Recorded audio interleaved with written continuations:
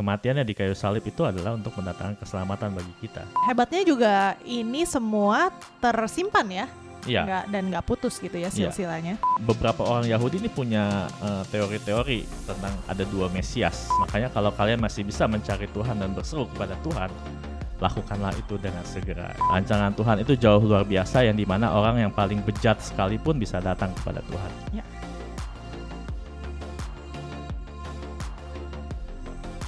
Halo teman-teman Gram semua, balik lagi sama saya Mary dan Febrian di Grace and Truth. Nah, hari ini kita bakal akhirnya nih sampai di penghujung acara. Yeay, sudah beberapa episode, sekitar 12 episode ya kalau nggak salah ya, kita belajar mengenai garis waktu perjanjian lama. Nah, di sini juga pada conclusion ini aku mau belajar mengenai silsilah. Kita harus mengenal silsilah Mesias yang dijanjikan menurut perjanjian lama. Dan juga kita mengetahui kalau kerajaan Mesias itu akan kekal untuk selama-lamanya. Tapi juga kita mengetahui kalau Mesias itu akan dibunuh, tapi bukan karena kesalahannya sendiri. Nah, aku juga kan sudah menekankan kalau Alkitab itu bukan mengenai kita, bukan untuk kita gitu. Tapi mengenai Yesus Kristus, mengenai Allah, mengenai jalan keselamatan yang Dia rancangkan untuk umat manusia. Ada hal-hal yang bisa kita pelajari melalui Alkitab, bagaimana kita bisa menyenangkan hati Allah, bagaimana kita bisa hidup sesuai dengan kehendaknya. Tapi pada intinya Alkitab itu adalah untuk menunjukkan siapa itu Allah, bagaimana rancangan Allah menyelamatkan umat manusia dari kutukan dosa, mendatangkan peristirahatan dari kutukan dosa gitu. Nah, untuk terakhir kalinya nih kita akan membaca Yesaya 46, 9-10. Ingatlah hal-hal yang dahulu dari sejak purbakala, bahwasanya akulah Allah dan tidak ada yang lain. Akulah Allah dan tidak ada yang seperti aku, yang memberitahukan dari mulanya hal yang kemudian dan dari zaman purbakala apa yang belum terlaksana. Yang berkata, keputusanku akan sampai dan segala kehendakku akan kulaksanakan. Mari kita berdoa. Tuhan Allah Bapa kami dalam surga, kami datang di hadirat-Mu, mengucap syukur untuk firman-Mu, mengucap syukur untuk rancangan yang telah Engkau rancangkan. Dari awal mula dunia dijadikan rancangan keselamatan bagi kami semua yang percaya kepada Engkau. Kami mengucap syukur untuk firman-Mu yang bisa memperlihatkan Tuhan rancangan-Mu bagi hidup kami. Biarlah kami Tuhan bisa percaya Tuhan dalam firman-Mu ya Bapa, di dalam nama Yesus kami berdoa. Amin. Oke, jadi sudah sangat panjang, tapi aku mau mulai lagi nih dari awal nih mengenai silsilah Mesias. Kita harus tahu dari mana Mesias itu akan datang. Nah, dari awalnya sudah jelas kalau Mesias itu adalah benih dari perempuan. Ya. Seperti yang sudah ditulis di Kejadian 3 ayat 15. Aku akan mengadakan permusuhan antara engkau dan perempuan ini, antara keturunanmu dan keturunannya. Keturunannya akan meremukkan kepalamu dan engkau akan meremukkan tumitnya. Nah, di sini jadi pada awal mulanya ketika manusia jatuh dalam dosa, Tuhan berkata kalau akan ada datang benih dari perempuan, dan juga akan datang benih dari si ular.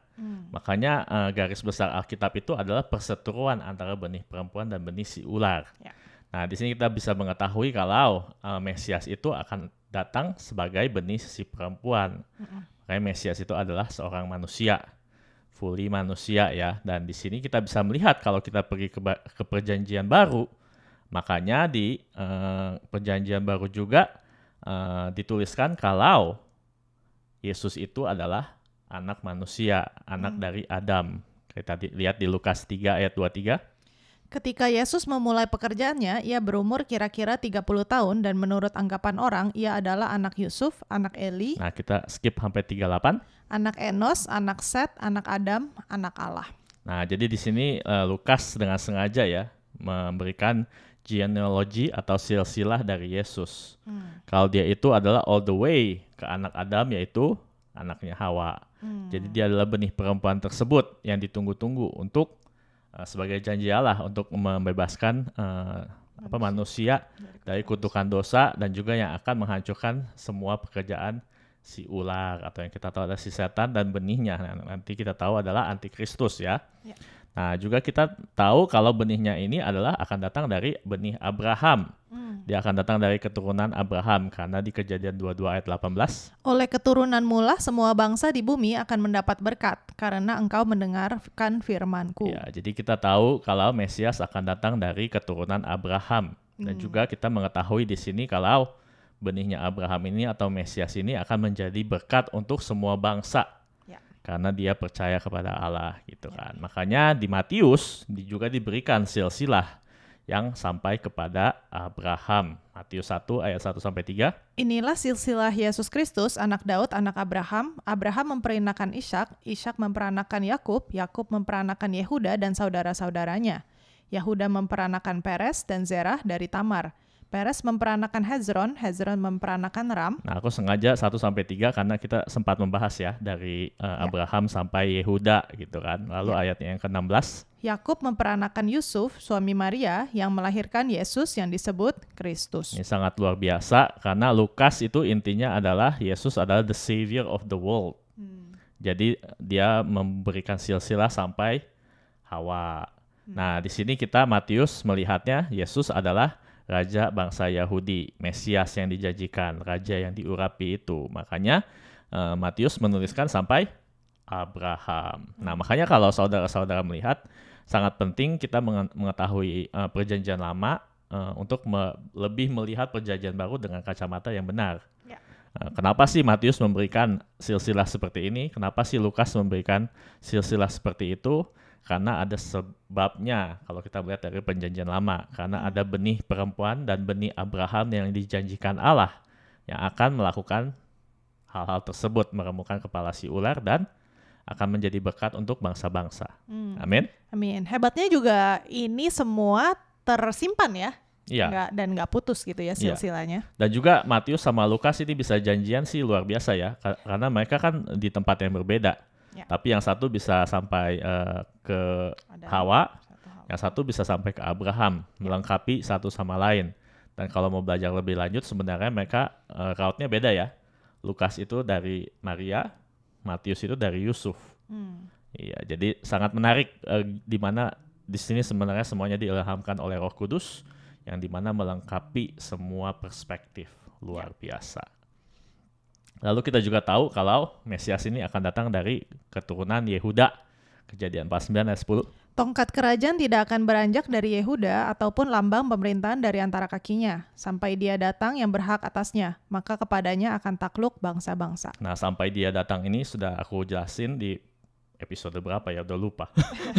Tapi dia ini adalah Shiloh, yang dimana kita percaya itu adalah Mesias. Jadi Mesias ini akan datang dari Yehuda. Karena kerajaannya akan datang dari Yehuda dibilangnya gitu kan. Lalu makanya di Wahyu 5 ayat 5. Lalu berkatalah seorang dari tua-tua itu kepadaku, janganlah engkau menangis, sesungguhnya singa dari suku Yehuda yaitu tunas Daud telah menang, sehingga ia dapat membuka gulungan kitab itu dan membuka ketujuh materainya. Ya, makanya Mesias ini juga dikenal dengan singa dari suku Yehuda, tunas Daud gitu. Nah, makanya kita tahu juga kalau dia adalah anak Daud, keturunan Daud. Dikatakan 1 Tawarik 22 ayat 10. Dialah yang akan mendirikan rumah bagi namaku, dan dialah yang akan menjadi anakku, dan aku akan menjadi bapaknya. Aku akan mengokohkan tahta kerajaannya atas Israel sampai selama-lamanya. Nah, di sini juga kan aku menjelaskan kalau di sini tipologi ya. Ketika Tuhan berkata, Salomo yang akan mendirikan rumahnya, di sini juga kita melihat tipologi Kristus. Yang dimana di masa depan kerajaannya ini akan kokoh sampai selama-lamanya, kerajaan Mesias tersebut. Dan kita melihat di poin kedua ini kalau kerajaan Mesias itu akan kekal sampai selama-lamanya. Karena kita tahu Salomo kerajaannya tidak sudah, iya, karena dia punya 1000 istri dan persembahan berhala merajalela waktu zaman Salomo ya. Nah, kita melihat di sini pemerintahan Mesias, kerajaan Mesias itu akan kekal sampai selama-lamanya seperti yang kita bahas di Daniel 7 ayat 13. Aku terus melihat dalam penglihatan malam itu tampak datang dengan awan-awan dari langit seorang seperti anak manusia. Datanglah ia kepada yang lanjut usianya itu dan ia dibawa ke hadapannya. Lalu diberikan kepadanya kekuasaan dan kemuliaan dan kekuasaan sebagai raja. Maka orang-orang dari segala bangsa, suku bangsa dan bahasa mengabdi kepadanya.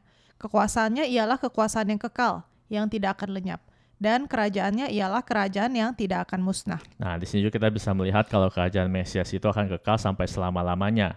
Dan kepadanya akan diberikan segala kemuliaan dan kekuasaan. Yang dimana aku berargu kalau di sini adalah Allah sendiri. Karena Allah tidak akan membuat ciptaannya untuk disembah.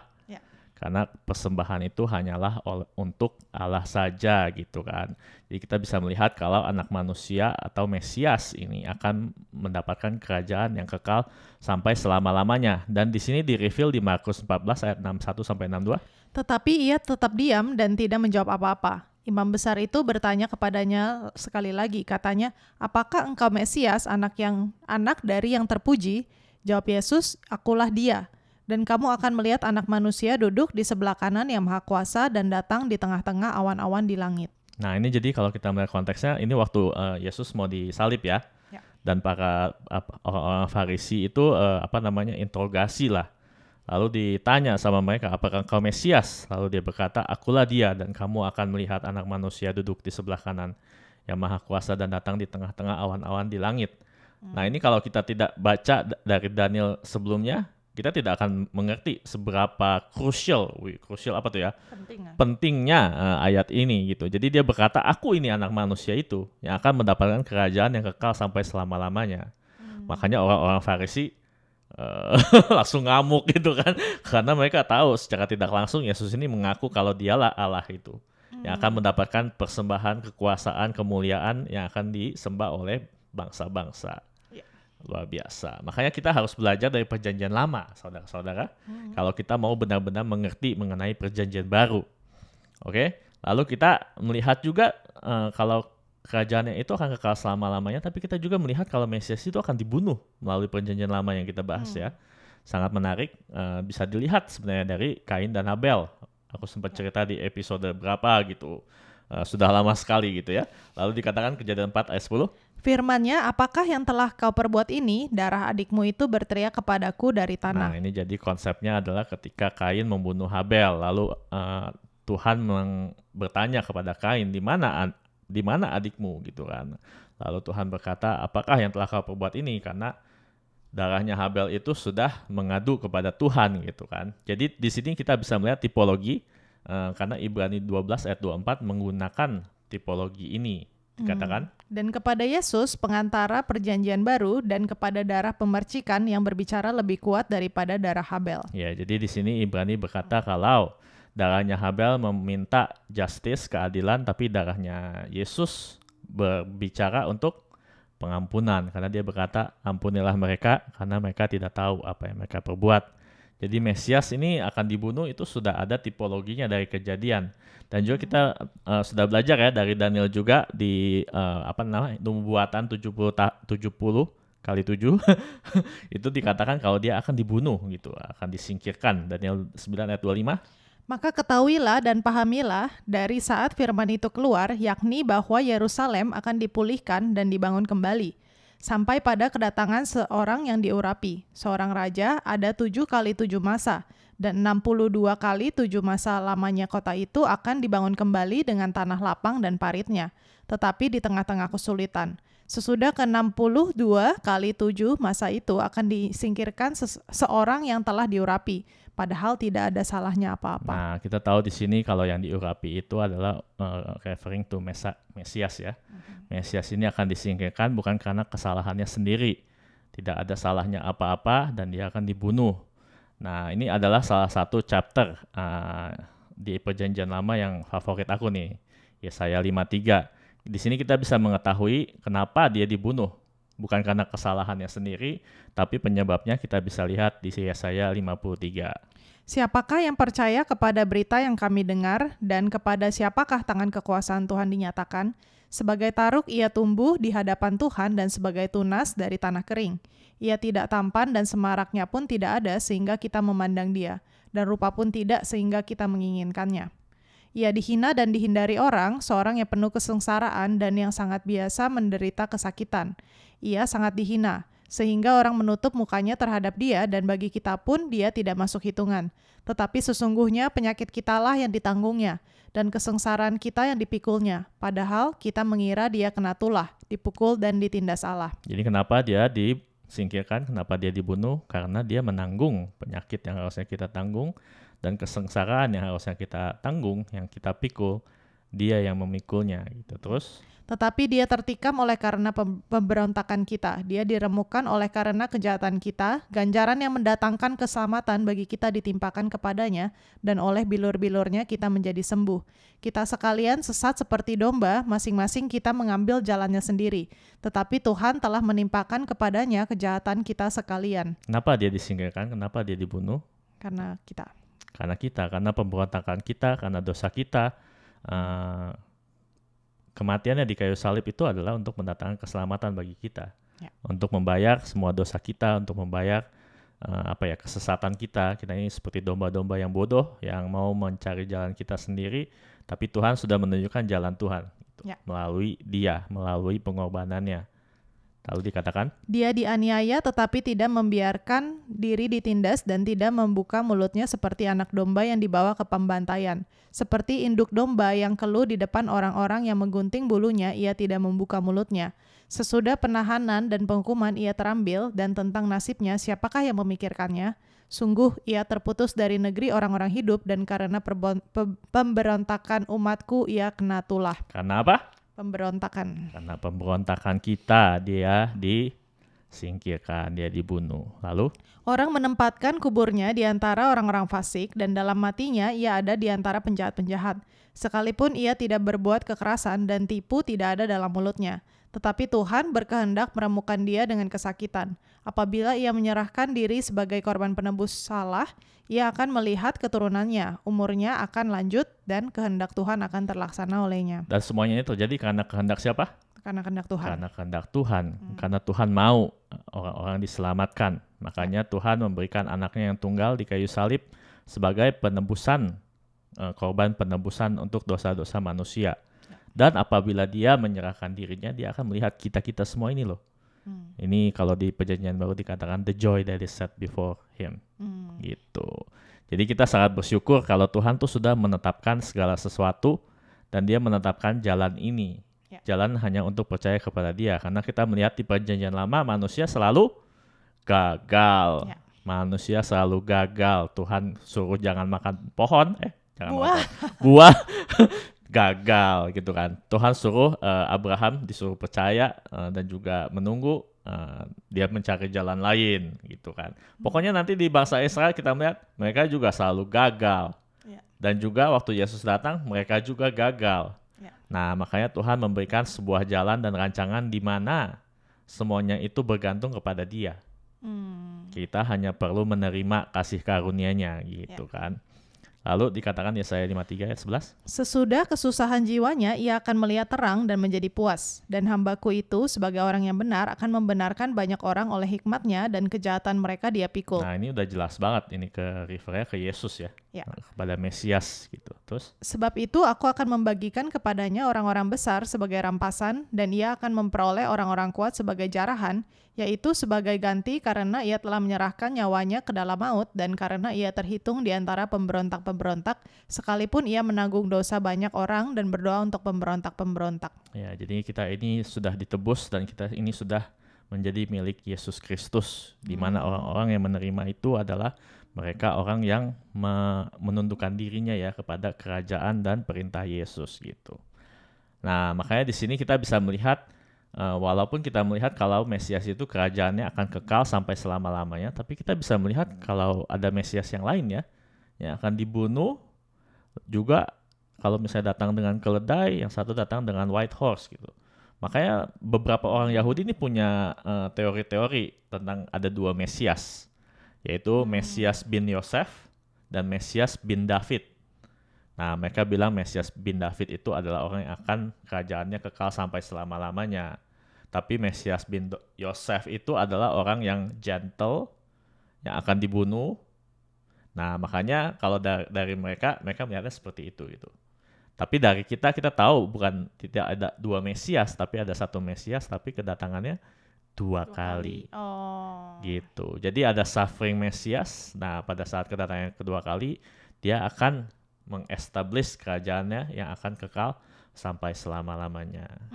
Menarik? Menarik. Nah, kita tahu kalau Mesias bin Yosef ini datang pada saat perjanjian baru. Dan Mesias bin David ini seperti yang sebelumnya juga aku udah jelaskan dari Daniel kalau itu akan datang di kedatangannya yang kedua kali. Ya. Nah, kita ini hidup di antara dua ini gitu. Jadi kita sangat privilege ya bisa melihat semuanya ini gitu. Nah, di sini aku pada saat conclusion ini aku mau invite teman-teman yang sudah mendengarkan untuk percaya kepada Tuhan. Karena percuma kita memiliki knowledge tapi hati kita tidak diubahkan dan kita tidak menundukkan diri kita terhadap rancangan Tuhan dan memberikan hidup kita kepada Tuhan. Ya. Nah, di sini kalau kita baca juga ini salah satu favorit aku, Yesaya 55 3-9. Sendengkanlah telingamu dan datanglah kepadaku, dengarkanlah maka kamu akan hidup. Aku hendak mengikat perjanjian abadi dengan kamu menurut kasih setia yang teguh yang kujanjikan kepada Daud. Sesungguhnya aku telah menetapkan dia menjadi saksi bagi bangsa-bangsa, menjadi seorang raja dan pemerintah bagi suku-suku bangsa. Sesungguhnya engkau akan memanggil bangsa yang tidak kau kenal, dan bangsa yang tidak mengenal engkau akan berlari kepadamu. Oleh karena Tuhan Allahmu dan karena yang Maha Kudus Allah Israel yang mengagungkan engkau. Nah, di sini kita bisa melihat bahkan sampai bangsa Indonesia saja Yesaya sampai nih message-nya. The gospel ini sampai ke bangsa-bangsa.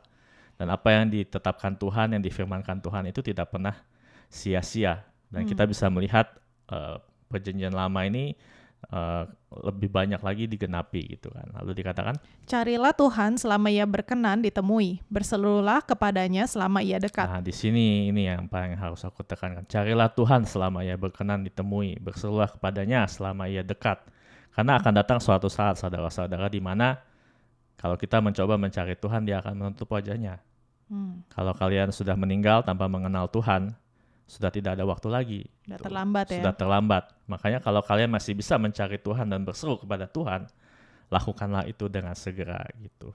Terus dikatakan, baiklah orang fasik meninggalkan jalannya dan orang jahat meninggalkan rancangannya. Baiklah ia kembali kepada Tuhan, maka dia akan mengasihaninya. Dan kepada Allah kita sebab ia memberi pengampunan dengan limpahnya. Sebab rancanganku bukanlah rancanganmu, dan jalanmu bukanlah jalanku, demikianlah firman Tuhan. Seperti tingginya langit dari bumi, demikianlah tingginya jalanku dari jalanmu, dan rancanganku dari rancanganmu. Nah, di sini mungkin ada teman-teman ya yang udah mendengarkan podcast kita, mungkin juga sudah orang percaya. Aku cuma mau urge gitu atau encourage untuk tetap percaya. Karena kita bisa tahu dari perjanjian lama saja, kita bisa melihat kalau rancangan Tuhan itu sudah beribu-ribu tahun dan dia itu orang yang bisa dipercaya. Bukan orang Tuhan yang bisa dipercaya gitu. Tidak ada satupun yang dia katakan yang tidak terjadi. Ya. Dan dia akan menggenapi hal-hal yang belum terjadi menurut firman-Nya gitu. Ya. Jadi tetaplah di dalam iman karena aku merasa kita akan memasuki zaman-zaman di mana orang-orang akan kehilangan imannya gitu kan, atau mungkin dalam zaman kesusahan atau bisa meninggalkan imannya karena berbagai macam hal. Tapi saudara-saudara kalau sudah mendengarkan, percayalah kalau Tuhan kita itu adalah Allah yang setia. Jadi jangan takut kalau kita misalnya menemukan oposisi atau melihat orang-orang jatuh sini sana, mereka meninggalkan imannya, karena itu juga ada ditulis ya di perjanjian baru pada akhir zaman itu bakal banyak orang yang meninggalkan imannya. Apa mungkin juga banyak penindasan zaman-zaman sekarang ya. Jadi tetaplah berpegang teguh pada iman, dan juga kalau misalnya di antara saudara-saudara yang mendengarkan yang belum memberikan hidupnya kepada Tuhan, aku mau urge supaya berilah hidup kalian kepada Tuhan gitu. Karena Tuhan sudah terlebih dahulu memberikan hidupnya kepada kita. Ya. Dan juga segala sesuatu yang dilakukan itu bisa sangat dipercaya. Karena kita bisa melihat dari perjanjian lama yang nanti kita akan lihat digenapi di perjanjian baru. Ya. Nah, buat teman-teman mungkin yang memiliki iman lain, aku cuma mau urge gitu. Karena rancangan kalian itu tidak sesuai dengan rancangan Tuhan. Rancangan Tuhan itu jauh lebih luar biasa, lebih tinggi, seperti bedanya tuh langit dan bumi. Mungkin teman-teman berpikir kalau perbuatan baik kalian bisa menganugerahkan kalian surga, itu sebenarnya bukan rancangan Tuhan. Rancangan Tuhan itu jauh luar biasa yang dimana orang yang paling bejat sekalipun bisa datang kepada Tuhan. Ya. Kalau mereka datang kepadanya, percaya kalau pengorbanan Yesus Kristus di kayu salib itu bisa menyucikan hidup dari kutukan dosa. Ya. Dan itulah rancangannya, dia rancangkan, tidak peduli seberapa jahat kamu, seberapa miskin kamu, atau seberapa kaya kamu, atau seberapa holy kamu, satu-satunya jalan adalah menyerahkan hidup kita kepada Yesus Kristus. Ya. Karena itulah yang Dia rancangkan. Nah, di sini aku mau berdoa ya buat teman-teman yang mendengarkan sedikit aja.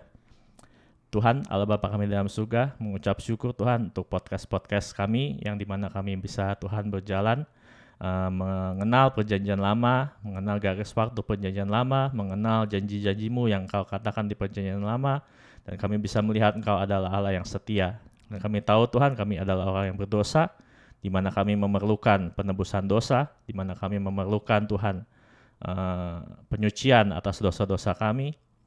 Dan kami mengucap syukur kalau Engkau tidak tinggal diam, dan Engkau tidak hanya memberikan penghukuman Tuhan, tapi Engkau memberikan jalan keluar melalui pengorbanan anak-Mu yang tunggal di kayu salib, supaya bisa menyucikan dosa kami.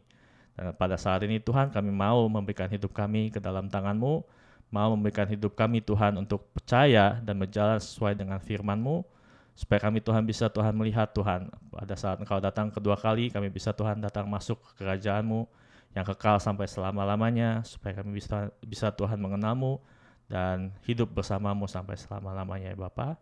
Serahkan hidup kami di dalam tangan-Mu, di dalam nama Yesus kami berdoa. Amin. Amin. Ada yang kamu mau iniin? Udah, mantap. Oke, jadi ini kita mau menutup ya perjanjian lama.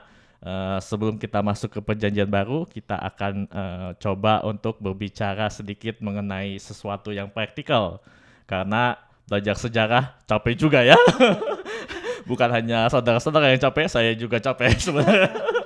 Tapi hopefully series ini memberkati semuanya dan juga bisa membawa saudara-saudara semua ke dalam iman yang teguh dan kuat di dalam Tuhan. Amin. Mantap. Aku sendiri sangat terberkati sih. Jadinya sekarang kalau misalnya mau baca Alkitab Perjanjian Lama udah lebih tahu timelinenya, jadi lebih make sense gitu. Iya. Ya.